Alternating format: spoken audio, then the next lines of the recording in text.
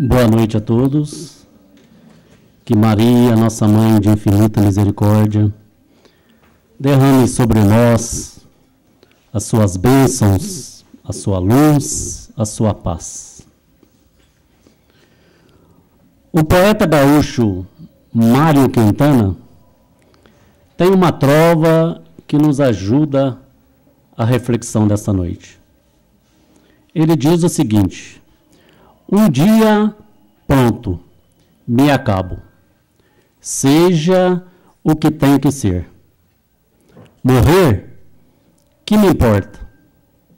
O diabo é deixar de viver. Um dia, pronto, me acabo. Seja o que tem que ser. Morrer, que me importa? O diabo é deixar de viver. Isso nos traz bastante reflexão, porque uma das grandes certezas que nós temos na vida é que todos nós, sem exceção, todos nós aqui presentes, vamos desencarnar. Inclusive eu. Um dia, a morte chega e diz: bingo, é você. E aí não adianta nós querermos passar a bola para o outro. Não adianta nós tentarmos dizer que tem alguém pior do que nós. Tem mais gente ruim, porque chegou a nossa hora. Então não tem escape. Todos vamos desencarnar. Mas aí a gente fica pensando, é uma notícia muito triste, né? Se a gente não considerar que a morte é apenas a porta. Porque Jesus traz uma notícia muito maior. A notícia da imortalidade. Quando ele ressurge do túmulo, quando ele reaparece para todos os apóstolos e também as pessoas que ali estavam, ele nos traz a grande realidade da vida. Tão importante que se Jesus não tivesse reaparecido, se Jesus não tivesse ressurgido dos mortos, se Jesus não tivesse trazido a imortalidade da alma, nós não teríamos cristianismo. O cristianismo não existiria. Porque Jesus teria sido apenas mais um profeta que passara por aquelas bandas. Crucificação, os bandidos comuns também eram crucificados. Boas novas, muitos trouxeram, mas o diferencial é o ressurgimento. O diferencial é que Jesus retorna e mostra que venceu a morte. Com seu ressurgimento, Jesus definitivamente mata a morte. E a doutrina espírita depois vem dar o atestado de óbito, comprovar que a morte realmente está morta, que ela não existe. E a outra grande certeza que nós trazemos, já com muito mais alegria, é que todos nós, encarnados ou não, estaremos sempre vivos. Mas Mário Quintana traz uma coisa interessante. O diabo é deixar de viver. E já dizia um escritor inglês, Benjamin Disraeli, em 1800 e alguma coisa, dizendo que a vida é muito curta para ser pequena. E quando é que a gente faz da nossa vida pequena? Quando a gente não vive. Quando a gente faz da nossa vida uma vida fútil, inútil, banal, superficial. E nos faz perguntar qual é o propósito da nossa vida. O que significamos para o mundo? Que falta nós faríamos se eu não existisse? Vocês já pensaram nisso? Que falta você faria se você não existisse? Alguns mais afoitos diriam o seguinte: eu não faço falta alguma. Né? Mas vamos na reflexão. Jesus vem nos trazer vida, como ele próprio afirma, mas vida em abundância. O que é vida em abundância? É vida intensa, é viver intensamente. Esta é a vida que Jesus veio nos trazer. Tanto é que ressurgiu.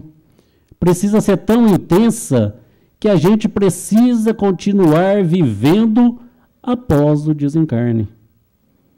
Mas o diabo é deixar de viver.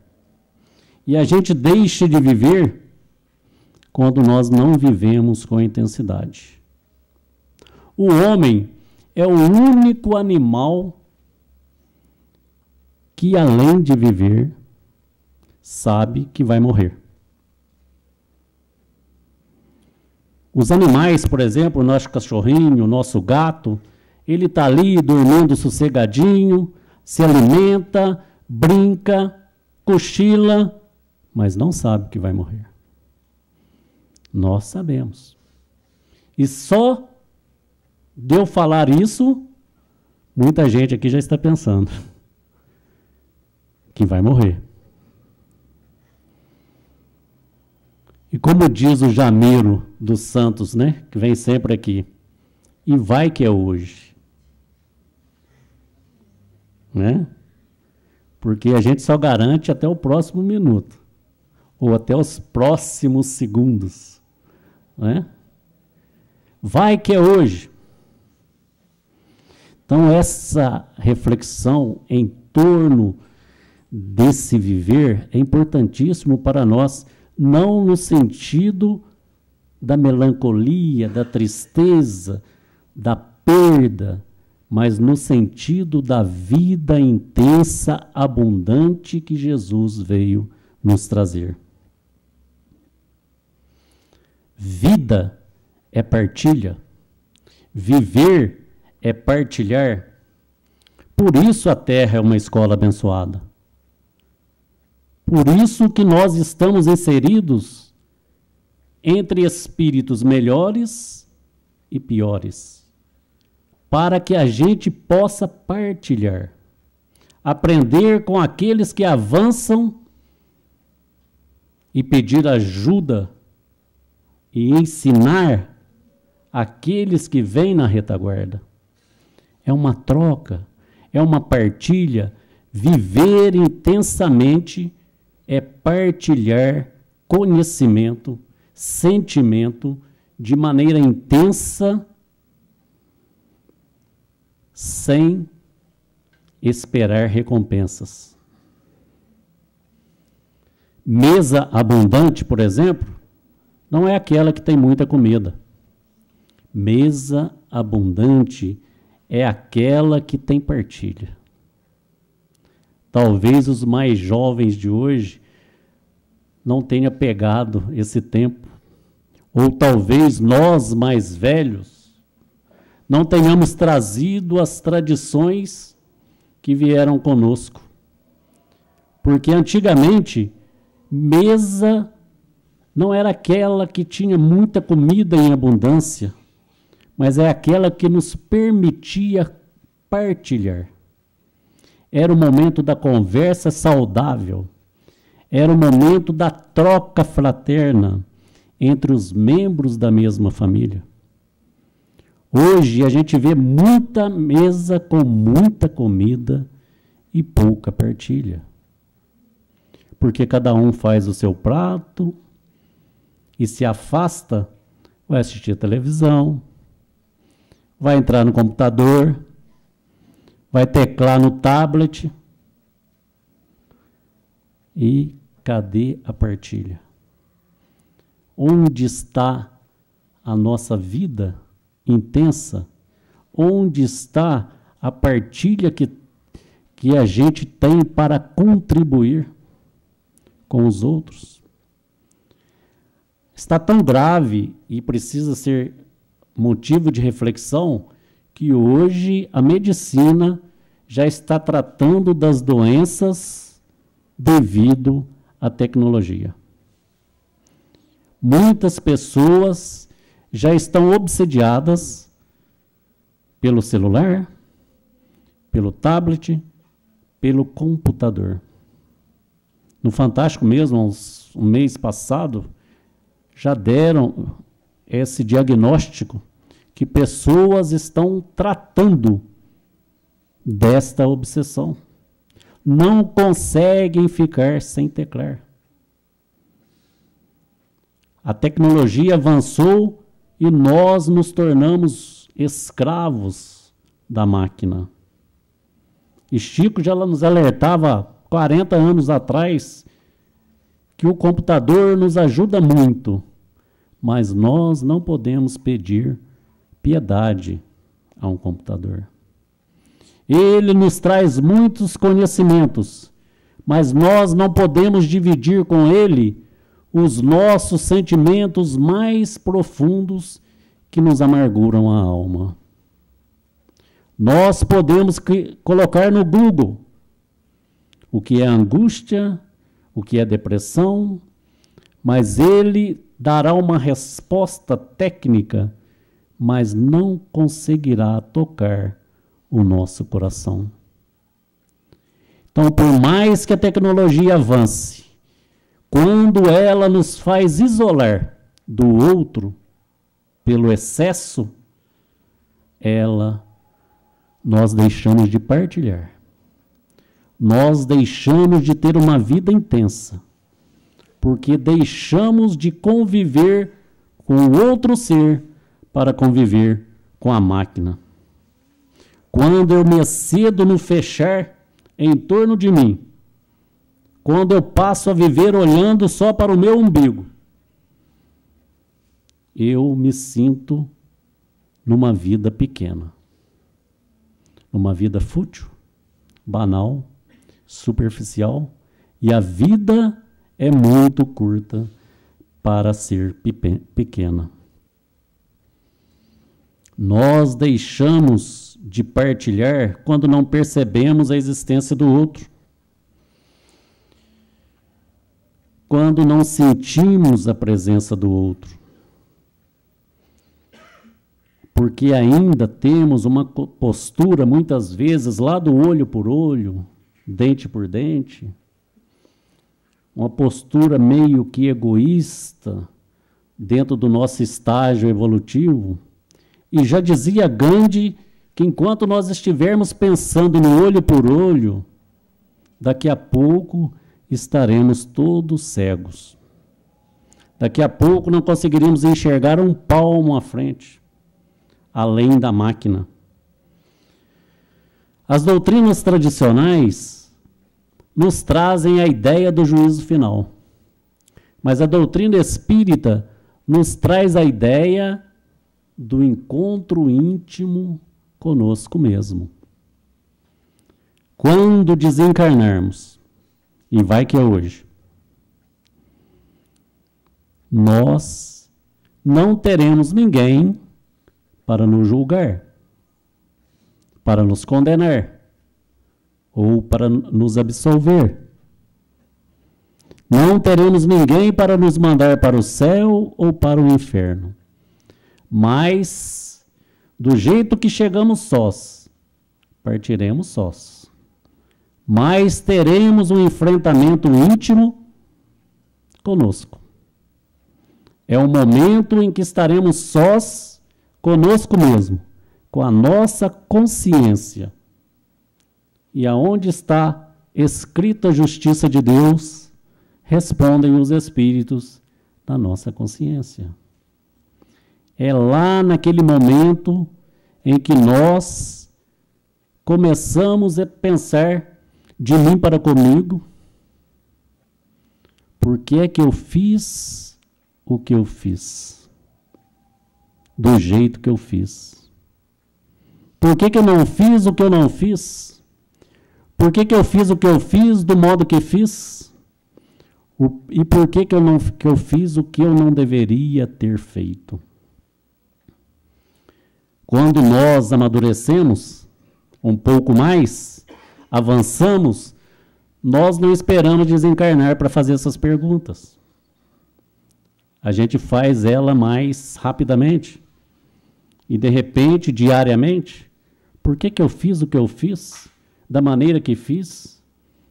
Por que que eu não fiz o que eu não fiz? E por que que eu fiz o que não deveria ter feito? Com isso, nós conseguimos direcionar. Não deixamos para depois o enfrentamento íntimo. Não deixamos para depois a vergonha de ter feito tão pouco. Não deixamos para depois o que a gente pode começar a fazer agora. Os textos bíblicos nos trazem grandes reflexões. Eu tirei apenas duas. Lá no Apocalipse, no capítulo 3, versículo 15 e 16, o Apocalipse, que é complicado de se entender, mas nos traz verdades valiosas. João diz o seguinte: Deus vomitará os mornos. E Jesus, no capítulo 5 de Mateus, versículo 37, diz para nós: seja o teu falar sim, sim, não, não. Isso nos traz uma reflexão que nós temos que ser pessoas, espíritos positivos. Nós não podemos ser espíritos mornos. Deus vomitará os mornos. E o que é gente morna? Gente morna é aquela que não é nem quente nem fria, né? É aquela que não tem compromisso. Gente morna é gente mais ou menos religioso, mais ou menos competente, mais ou menos espírita. Você é espírita? Mais ou menos, né? Tem até uma pessoa na televisão, em um programa humorístico, ele fala mais ou menos, né? Você é espírita? Mais ou menos. Religioso? Mais ou menos. É gente morna. Mais ou menos competente, mais ou menos na escola, no trabalho, na vida social, mais ou menos no casamento, né? Como é que está o casamento? Ah, ruim com ele, pior sem ele, né? Como é que vai a escola? Não vejo a hora de eu formar. Vamos levando do jeito que a vida quer. Gente mais ou menos na amizade. Mais ou menos na amizade é aquelas pessoas que quando encontram com a gente, só dá a pontinha dos dedos, né? A gente pega, vai abraçar a gente, abraça de longe. Tá aqueles tapinhos assim, parece que está com medo de tocar, né? É gente mais ou menos, é gente que economiza afeto. Tem medo de gastar. E conhecimento e afeto, economizou, guardou, perdeu. Conhecimento e afeto não se economiza. E se a gente pensar bem, se eu morresse hoje, que falta eu faria? será que eu não faria falta nenhuma? Eu só não vou fazer falta se eu não morrer. Agora é preciso entender bem o que é morrer. Como o Mário Quintana, o diabo, morrer que me importa. O diabo é deixar de viver. A gente só não vai fazer falta se nós não formos embora.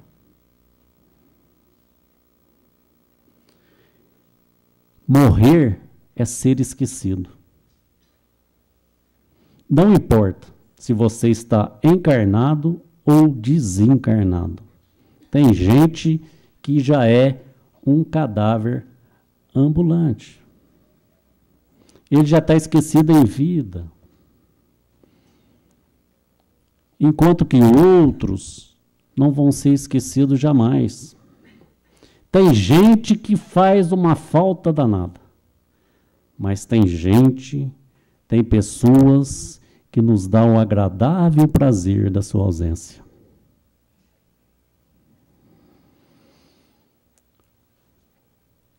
Morrer é ser esquecido. Se lembram de você na memória, no coração, na recordação, você não morreu. Você continua vivo dentro daquelas pessoas que lembraram de você, que recordaram de você, que você num determinado momento fez isso ou fez aquilo, que você num determinado momento dizia sim. Quantas vezes a gente fala, né? Meu pai nessa situação diria sim. Fulano nessa situação faria dessa maneira. Não estão mortos, estão vivos dentro de nós. Jesus nessa situação agiria como? E só tem um jeito da gente continuar vivo, ficando nas outras pessoas, através da nossa obra, naquilo que nós fizemos, no dia a dia. Por isso que Jesus já nos diz que a cada um será dado segundo as suas próprias obras. Para isso, nós precisamos ser pessoas importantes. Parece estranho, né? A gente dizer que precisa ser uma pessoa importante. Parece vaidade, parece orgulho, mas não é. É uma questão de entendimento, de repensar as palavras, porque importante é diferente de famoso. Tem muitas pessoas famosas que não são importantes. E tem muitas pessoas importantes que não são famosas. Então é preciso pensar, eu quero ser famoso ou eu quero ser importante? A fama passa, a importância fica. Pessoa importante é aquela que faz falta. A enfermeira, por exemplo, que está nesse momento lá no hospital, devotadamente cuidando de um doente. Ninguém sabe quem é essa enfermeira. O próprio doente não sabe. Ela é uma pessoa importante. Está ali partilhando a sua existência com o outro.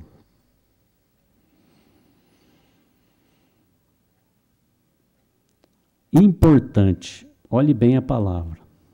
Importante. É aquela pessoa que nos deixa coisas, exemplos, vivência que nós podemos importar para dentro de nós. Uma pessoa é importante quando ela deixa alguma coisa que eu consigo trazer para dentro de mim. O Brasil, quando importa alguma coisa, traz para dentro do país. Essa é ser a pessoa importante. Uma pessoa importantíssima, nunca famosa, é a mãe. Qual é a mãe que não é importante? Ainda que seu filho seja aquele mais maltratado pela sociedade. E a mãe está ali junto dele. Vi uma reportagem semana passada, onde o filho era um assassino, confesso, e a mãe estava ali. E a repórter perguntou: a senhora não o abandonou? O irmão estrupou a irmã que tinha 7 anos de idade, estava preso. E a mãe visitava o irmão toda semana na cadeia. O repórter perguntou: a senhora não o abandonou? E ela respondeu: eu sou mãe, você abandonaria? Então, para nós, o julgamento é muito fácil. Né? Pimenta no olho do outro, não dói. Mas a mãe é importante, porque ela deixa as coisas para nós capaz de fazer com que a gente importe.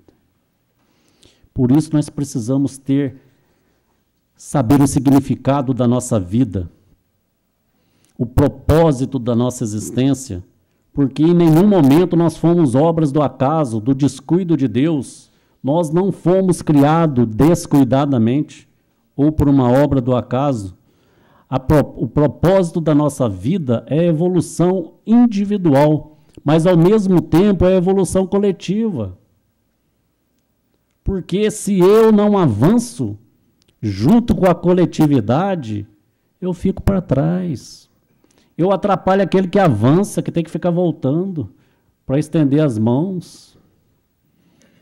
Então, esse propósito da nossa existência na Terra precisa ser considerado de uma forma individual e de uma forma coletiva através da partilha. E se um dia eu me vou, e eu me vou, e você também, e vai que é hoje, não é? Mas eu quero ficar. Mas eu não quero ficar fisicamente. Eu não quero ficar como obsessor. Eu não quero ficar estacionado no planeta. Eu quero ficar através da minha obra. Através daquilo que eu faço no meu dia a dia, que os outros sejam capazes de importar alguma coisa de bom que eu tenha feito. O espírito segue adiante, mas a sua partilha fica. O seu exemplo fica. A sua vida no dia a dia fica. E o propósito da nossa vida é exatamente não fazer da nossa vida uma vida pequena. Porque uma vida pequena é fútil, inútil, superficial. A minha missão. Quantos de nós estamos preocupados com a nossa missão? Ah, mas eu queria saber qual que é a minha missão. Queria perguntar para os espíritos qual é a minha missão. A nossa missão é sermos uma pessoa melhor na nossa caminhada. Essa é a nossa missão maior. Ser uma pessoa cada dia melhor. Ainda que lentamente. Ser uma pessoa que tenha coisas boas para partilhar. Tem gente que acha que vem na Terra só para fazer o que faz. O advogado advogar, a faxineira limpar, o xeroquista xerocar, o pedreiro empilhar tijolos. Então a gente precisa ter uma visão maior dessa obra, dessa coletividade, A nossa função não é só isso. A nossa função não é só empilhar tijolos, é construir catedrais. Quando eu empilho tijolos, eu estou construindo lares. Eu estou construindo hospitais. Eu estou construindo catedrais. Eu faço parte maior da obra do que simplesmente executar aquela função que eu executo. O professor não vai só dar a aula, ele vai formar opiniões, ele vai formar cidadãos melhores para o futuro. Então nós precisamos olhar não só a árvore, mas a floresta. Uma pessoa foi dar uma palestra sobre otimismo, colocou um quadro branco na frente. Essa é antiga, mas vale a pena sempre relembrar, né? Colocou um quadro branco na frente e colocou um ponto negro naquele quadro. E perguntou à plateia o que eles estavam enxergando. E todos disseram que estavam vendo um ponto negro. E ele disse: um tamanho de um quadro branco desse, e vocês só conseguiram enxergar o ponto negro. A nossa visão está muito focada num pequeno detalhe, na árvore, no ponto negro. Esquecemos de abranger a floresta, esquecemos de abranger o mundo, esquecemos de abranger além do que a nossa função nos permite realizar. Por isso que, se nós não tivermos a certeza dessa realidade, seremos gente morna. Porque gente morna não acha que o seu emprego é mais do que ele é. Gente morna só faz o que faz visando levar vantagem. Ele faz para sobreviver. Mas Jesus não quer que a gente fique aqui só para sobreviver. Ele quer que nós tenhamos vida e vida em abundância. Só faz pelo salário que me pagam, né? Quantas vezes a gente fala isso, né? Ah, eu só faço pelo salário que eu ganho. Já imaginou se todos pensassem assim? Já imaginou se o bombeiro é chamado 17 horas para apagar um incêndio? Numa residência? Aí ele fala: puxa vida, mas venceu o meu horário. Eu nem vou. Aí o outro vai e apaga o fogo da sala e do quarto e fala: agora eu já fiz até hora extra. Deixa o resto queimar. E vai embora. Né? Já imaginou aquele camarada que chega acidentado no hospital e precisa levar 30 pontos num corte? A hora que chega no 8º ponto, o médico fala: quer saber? O SUS está me pagando muito pouco. Vamos parar no 8º ponto mesmo, né? E deixa o resto sem fazer? Isso é gente morna. Gente que ainda não percebeu quanto a vida é curta para ser pequena. E nós não podemos nos apequenar diante da vida. Nós precisamos avançar mais. E para avançar mais, a gente precisa se afastar das pessoas velhas. Pessoa velha, não importa a idade.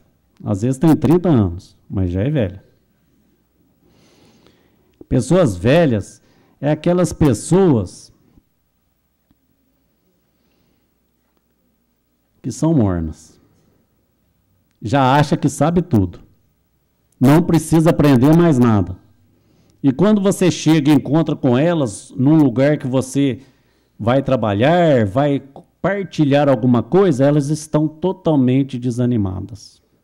Você chega a 120 por hora, elas estão a 20. Aí você fala assim, ô meu filho, você está chegando agora, quer mudar? Isso aqui não muda não.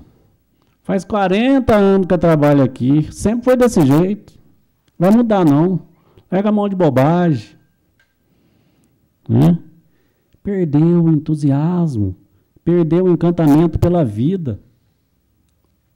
É preciso afastar-se dessas pessoas para não ser contaminado. Ou a gente vence ela pelo nosso otimismo, ou a gente se afasta para se aproximar das pessoas idosas. As pessoas idosas é aquelas que querem aprender.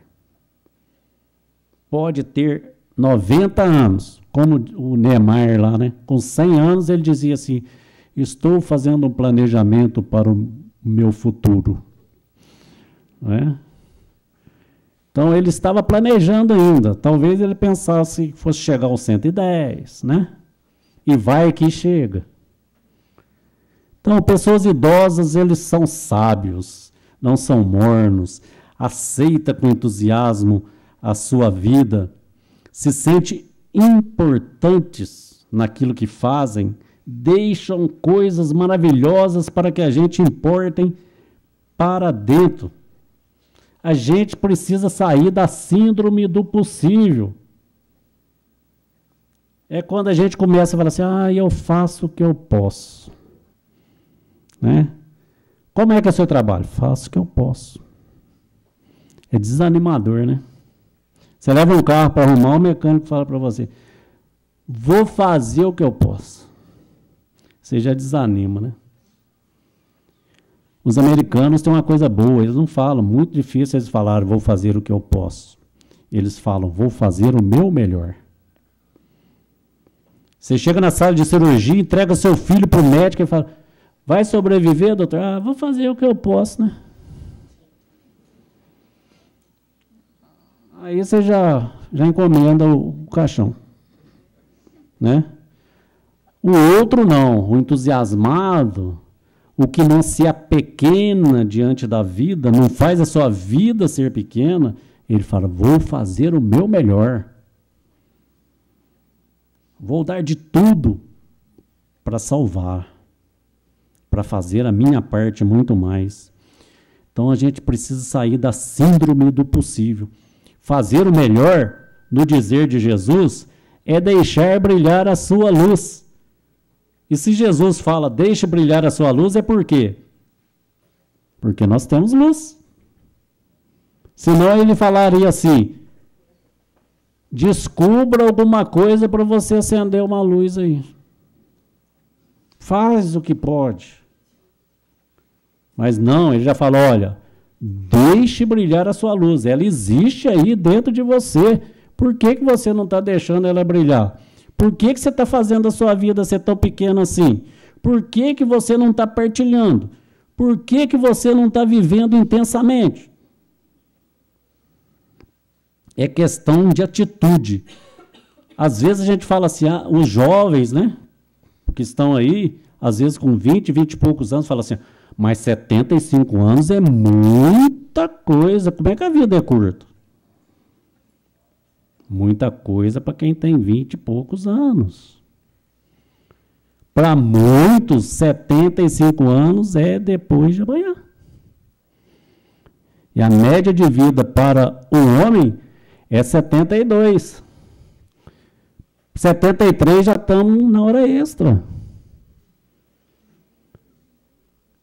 Então, a vida é muito curta, é longa para os jovens, mas para muita gente é depois de amanhã. Tem muito cartão de crédito que a data de validade tem mais validade do que o dono. Né?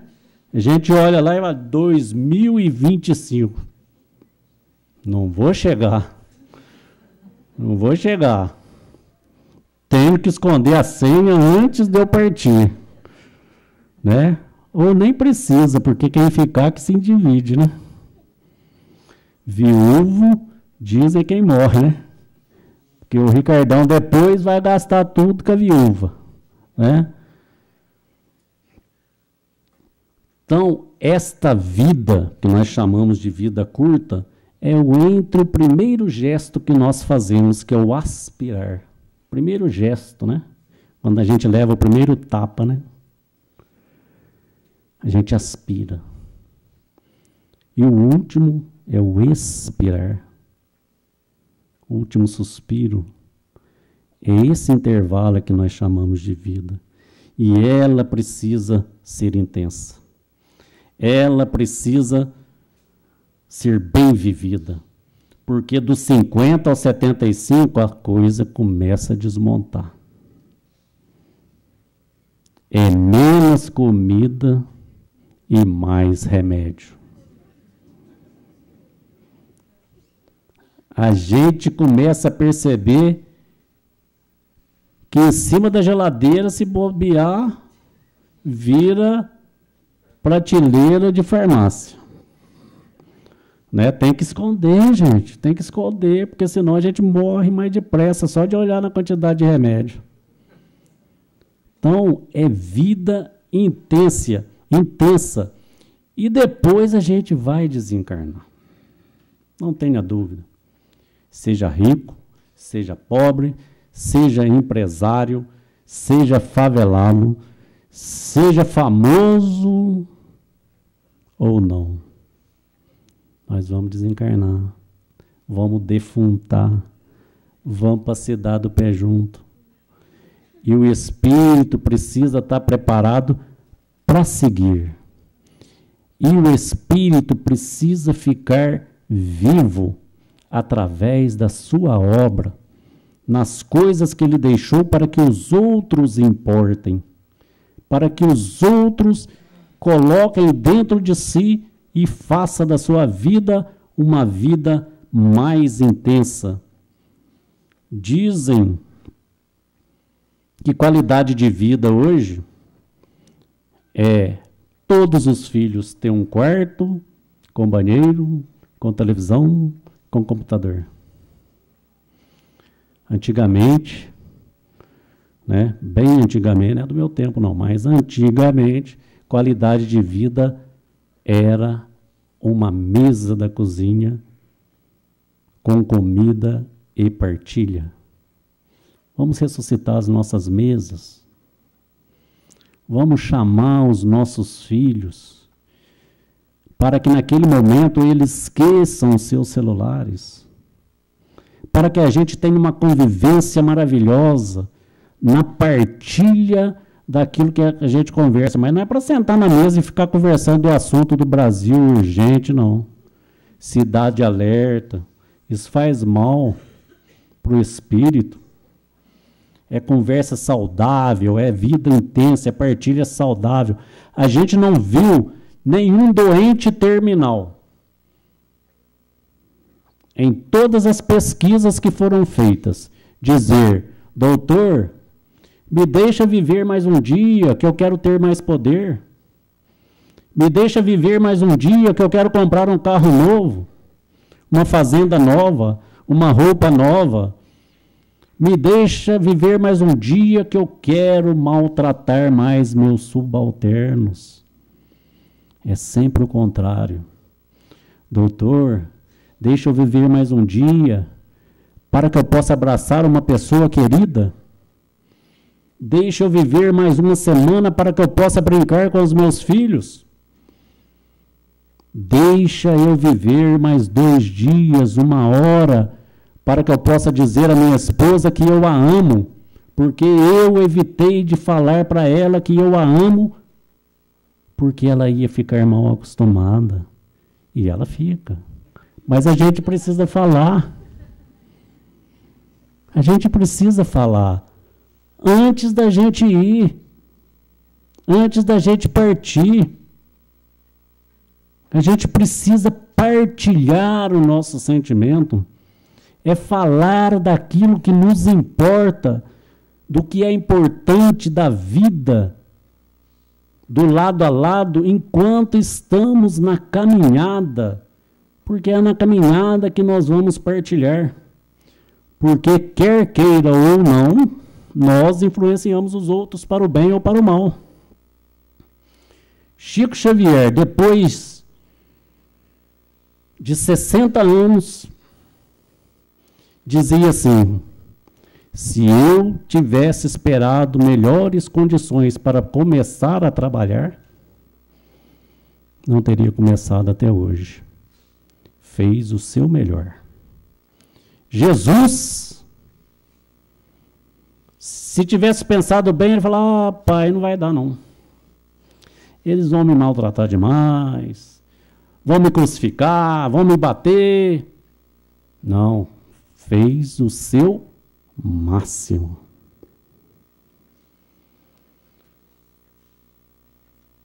Então sejamos capazes de fazer o nosso melhor.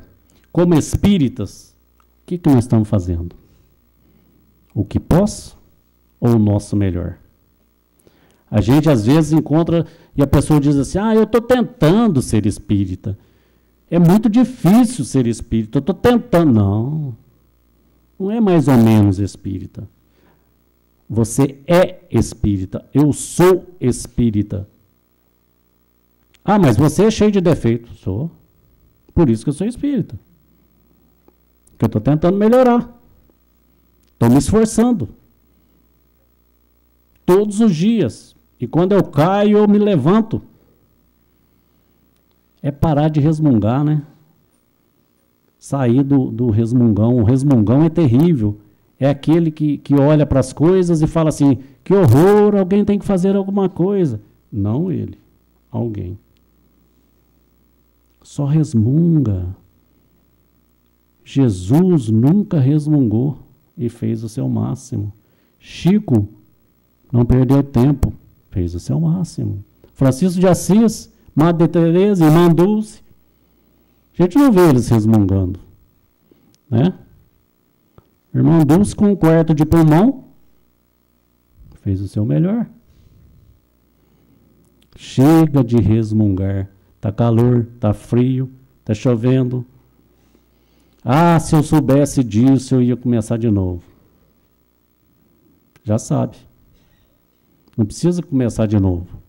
Como diz o Chico, podemos começar a partir de agora e fazer um novo fim. Não posso voltar atrás para fazer um novo começo, mas posso começar agora e fazer um novo fim. Então, antes que você se vai, e eu também. É preciso tomar essa decisão. A decisão de fazer diferente. A decisão de viver Jesus, de sentir Jesus, de viver como Jesus viveu. Viver, amar como Jesus amou. Nós não estamos querendo dizer aqui que vamos ser Jesus amanhã. Um passe de mágica, mas viver como ele viveu. E qual é aquilo? E como é que ele nos chama? Como é que Jesus nos chama? Pegue a sua cruz e siga-me. Jesus não espera, não fala assim: a hora que você estiver cheio de facilidade, tranquilo, você me segue. Não. Pega a sua cruz. Venha comigo. Venha com as suas dificuldades mesmo. Venha com as suas imperfeições. Venha do jeito que você é. E vamos tentando. Você vai cair um monte de vezes com essa cruz aí, mas você vai levantar. Você vai aprender. Seja ousado. Porque a ousadia faz você ir para frente. E as suas quedas se transformará num aprendizado de luz. Eu deixo para vocês um cumprimento árabe, que diz o seguinte: vida longa, intensa, encantada, entusiasmada e morte rápida. É tudo que nós desejamos, né? Que a gente morra, desencarne, deixando boas obras para todos os que ficam importarem. E que a gente chegue de lá com a consciência tranquila, serena, de que nós fizemos muito mais do que podiam. Fizemos o nosso melhor. Que Jesus nos abençoe.